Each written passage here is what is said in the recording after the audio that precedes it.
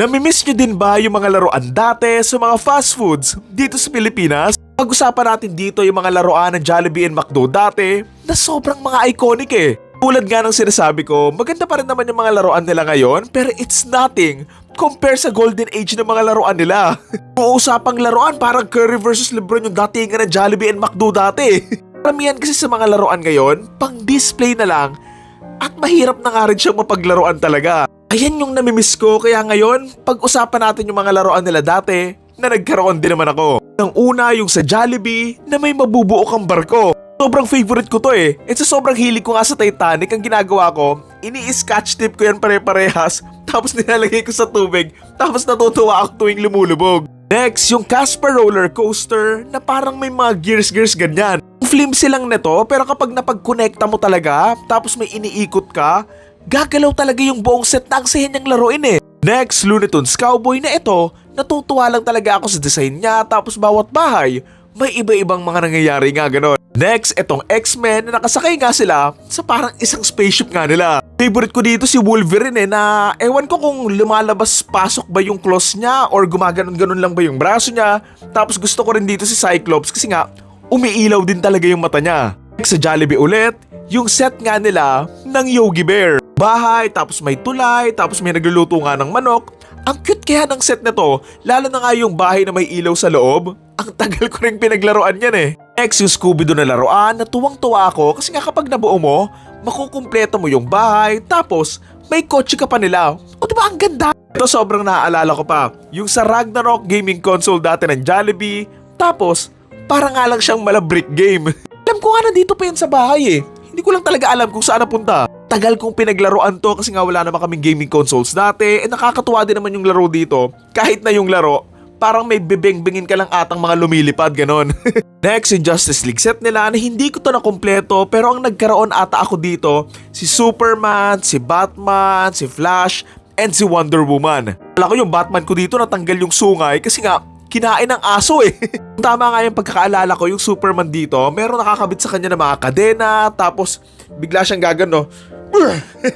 Sobrang nakakapanghinayang nga na hindi ko to nakompleto, tapos hindi ko pa naalagaan. Sayang! Hindi ko sure kung saang laruan to, pero may naaalala akong racket na laruan dati, pero hindi ko maalala kung sa Jollibee or McDo eh. Parang ganito yung itsura noon pero hindi ito yun ah. Ang naaalala ko pa nga, kapag nabuo mo nga yun, pag pinagpatong-patong mo, meron pa nga yun part na may bilog siya sa may gitna eh. So let me know kung naaalala nyo yun. Next sa Dexter Laboratory na laruan. Tapos yung ulo nga ni Dexter and ni Didi magkadugto nga and lumulutang sa loob ng isang box. Optical illusion kasi nga dito na akala mo nga lumulutang yung ulo tapos magkaiba nga yung muka.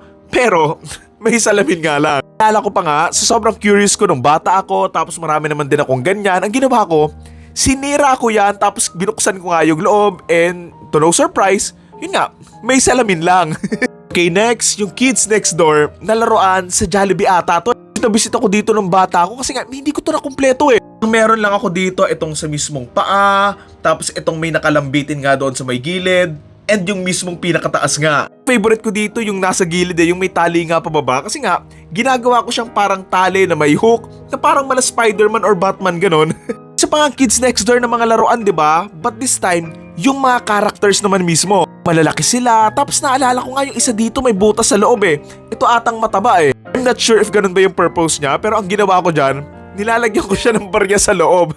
Pero I'm not sure if alkansya ba siya dapat ha. Karoon nga rin ako nung sa Star Wars, yung nakatayo nga lang yung mga characters sa mga platform na paganyan. Ang nakakatuwa pa dito, may iba't ibang functions yung ilalim ng bawat characters eh. Katulad nito kay Yoda, meron siyang tawag dyan?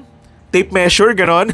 Meron pa nga ditong lagayan ng papel, may pangtatak. Di ko na maalala yung sa iba, pero ang maganda dito, yung mismong mga lightsabers nila, umiilaw din talaga. Meron ako dito si Darth Vader, si Obi-Wan and si Anakin, and eto, si R2-D2. Ito naalala ko sa McDo ata to eh. Yung cars na mga laruan nila. Naalala ko yan kasi binili yan sa akin nung nanay ko nung nagkasakit ako tapos kumain kami sa McDo. Meron lang ako dito, dalawa lang kasi nga papagalitan na ako ng nanay ko. Si Lightning McQueen tsaka nga si Doc Hudson.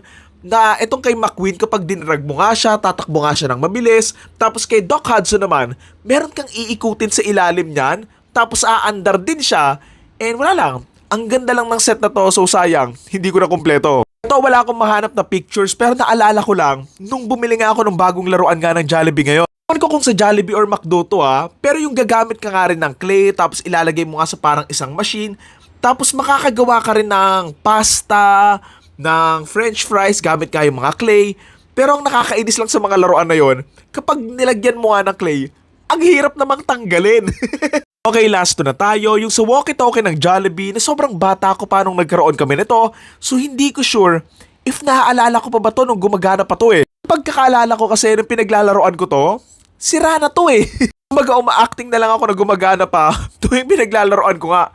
Naalala ko pa nga, ginupit ko ata yung isa sa mga antena nito Ang nostalgic lang nito. Sana ganito yung ibalik nilang mga laruan Yung talagang, alam mo yun, may kakaibang purpose. Ay pinakahuli, yung Batman Aqua Gear na recently, nahanap ko nga yung ganyan ko din. Batman na goggles, tapos meron pa nga yung nilalagay nga sa mga balikat na pampalutang gano'n. Cool din nito, kaya talagang tinabi ko yan Anyway, feeling ko marami pa ako nakalimutan na hindi ko lang naisama dito. Pero kayo ba, share nyo din yung mga iconic na laruan sa mga fast foods na nagkaroon nga kayo nung mga bata kayo. Lalo na nga sa mga patrentahin dyan. Na alam mo yun, yung mga nakaabot sa golden age nga ng mga laruan sa mga fast foods nga dito sa Pilipinas. Let me know kung ano yung mga tumatak sa inyo. Yun lang. Thank you.